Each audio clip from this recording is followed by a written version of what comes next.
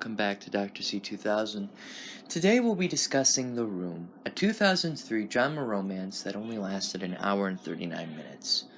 But before we get to that, I would just like to say something. I would like to make the truth be known about the events that happened on March 14th, 2018.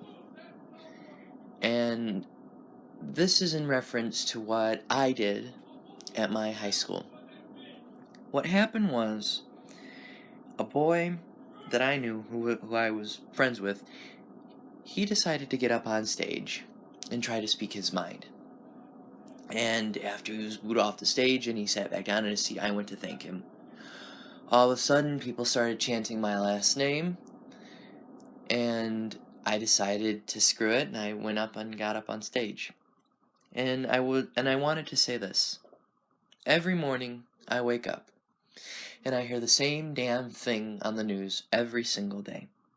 Someone was shot. Someone was killed. 7 were murdered in Chicago. Someone was kidnapped. Something horrible and despicable has happened. To me, and enough was enough. It's time to end the stupidity. It's time to end the violence. It's time to end the hate. It's time to end the narcissism. It's time to stand up. It's time to stand up together and be better than that. It's time to stand up and become a hell of a lot better than what we are now. Because if we don't stop the way things are going right now, the human race will not be what it once was. It will be a generation of hate. It will be a generation of horrible atrocities. It will just be a generation which I am ashamed to say that I am a part of. And why are things like this the way they are? Is because stupid people are put in charge.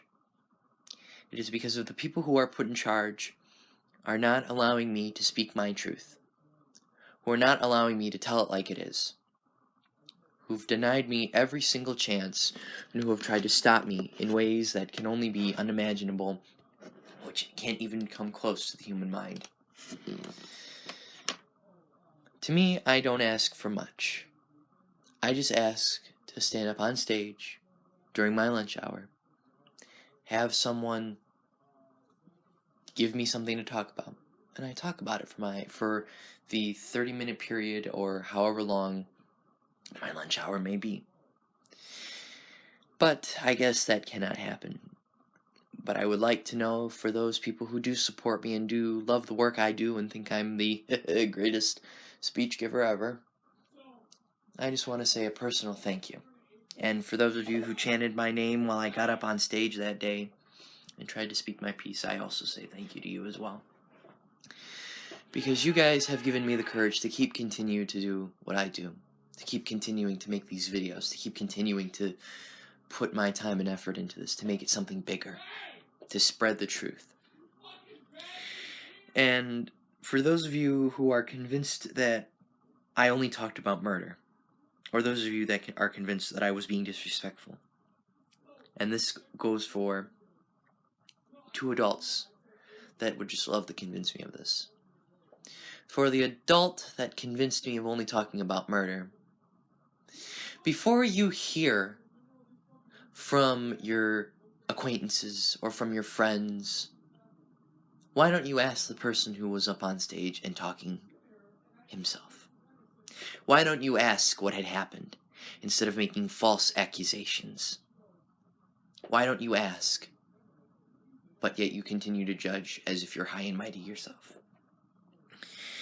And for the teacher that had no idea what I was doing in the auditorium, and my choices were a little mismatched for why, it's because my high school, Harry D. Jacobs, didn't make the right choice. But at least they did something. I will say that. At least they did something. But when it all comes down to the end of the day, it's there will still be pain, there will still be loss, and there will still be sorrow. The reason for these walkouts, the reason that everybody has been doing what they've been doing across countless countries and account this entire United States, was to say enough is enough. They want more gun control. They want less. They don't want another Columbine. They don't want another Texas. And God forbid they don't want another Parkland. This is a generation that I believe can make the right choice. To stand up and to say enough is enough. To not let these adults continue to ruin and to stipulate our lives. To not let them strip us of our constitutional right. I, as an American, and so are you, as an American who listen to Americans who listen to this, we have constitutional rights. We have, and we are protected under the rights of a law, of a piece of paper that was signed a long time ago by our founding fathers, by the people who knew what would be best for this country. And yes, some may criticize me into saying that they also signed away the law for those to have the gun control stuff. Yes, I understand. But the First Amendment of the Constitution is the peaceful right to assemble. Now, I believe that I had the peaceful right, but I was denied. I was denied, and so were many others. That was wrong. The school should not be denying me or anyone else the chance to peacefully assemble. Because once they deny us of our freedoms and our rights, they deny us of living our lives. They deny us of being Americans. They deny us of our freedoms. They deny us of our voices. They deny us to speak out against wrongful punishment. I want you, my viewers and my followers and my friends, to go down in the description and to click on the link titled America's Not the Greatest Country Anymore. That is all I ask. I just want you to click on that link, and I want you to watch it. I want you to watch it from beginning to end. And I want you to come back. Either comment me, either talk to me on Snapchat, Instagram, or talk to me in person. And tell me that's not what's happened. And tell me that what that man had said is not true of what's going on today. We are a country that is frightened. We are a country that has been pushed into a reckless chaos, of a whirlwind of reckless chaos. Because we have put stupid people in charge that should not be in charge. People that we must listen to. People that we must respect, even though they don't give us any in return. Why do I have to respect a person that does not give me the respect I deserve as a human being? I am almost an adult. I am almost an adult, and I am still not treated with the same respect. But I do say this. At least I know that some people support me and would at least like to hear what I have to say. And for the adults at my school who said to me that no one would go for it, for the adults at my school who said no one would come in there willingly and listen to me talk for a little while during my lunch period, I hate to say it, but you adults, you're wrong. People would actually listen to me. And if you don't believe me, take a look at the events that happened Wednesday when I got up on stage. And tell me,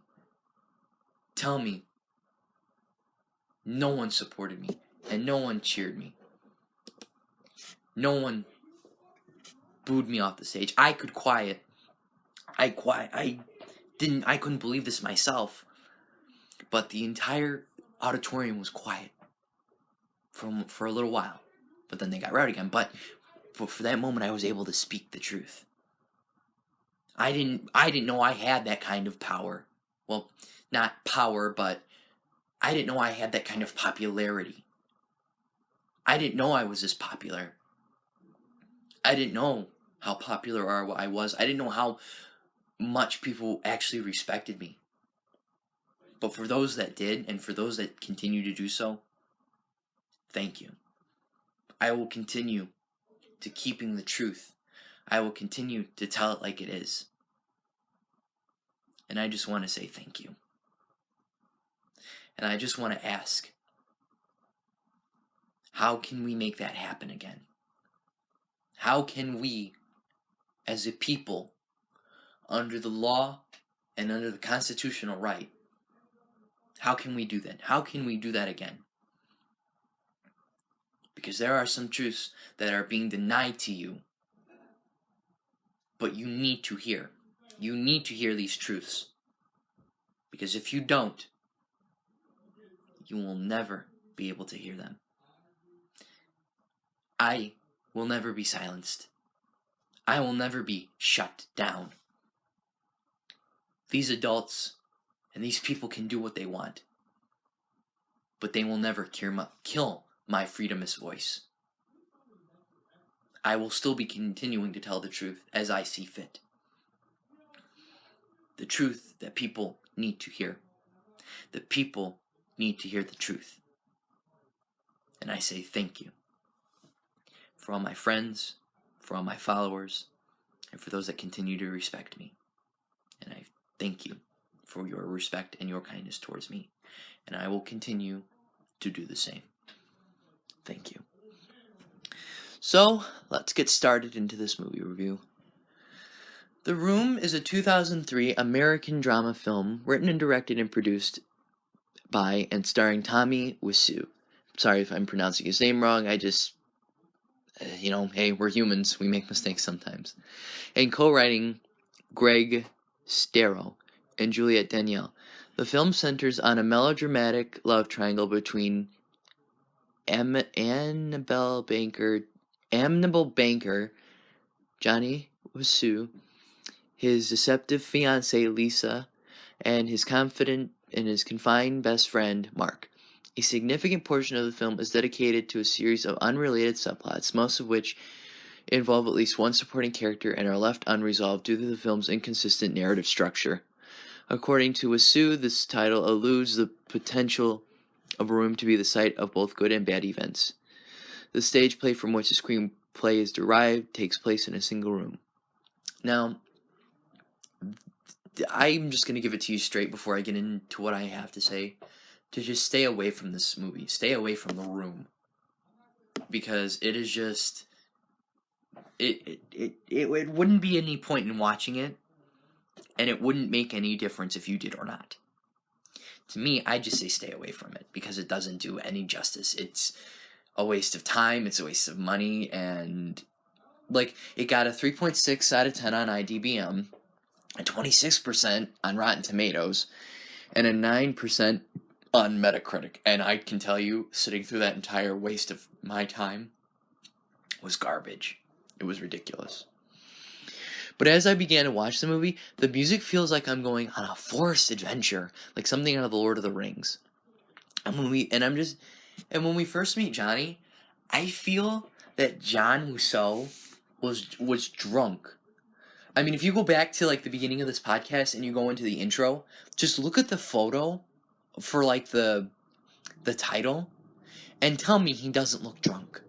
Just tell me he doesn't look drunk. Be honest and tell me. Because he's like, I love you, Lisa. I did not hit you.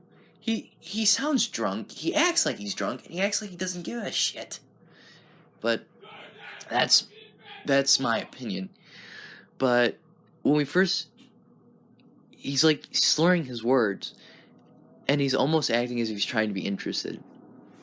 So Johnny gets Lisa a dress and goes and tries it on. And as she walks downstairs, Denny enters the picture, acting